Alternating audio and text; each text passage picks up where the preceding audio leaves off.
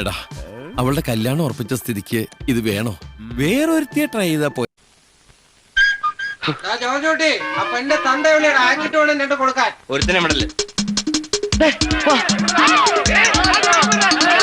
നീ ട്രൈ ചെയ്യാൻ എടുക്കണല്ലേടാ.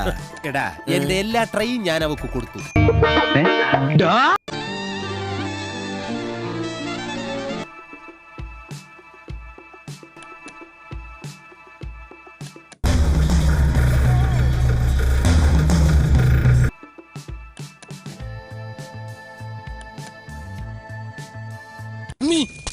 ഓടിക്കോ പ്രേമ, പതിയെ പോടാ, എനിക്ക് ദേശത്തെ വഴിയേറിയില്ലാന്ന്.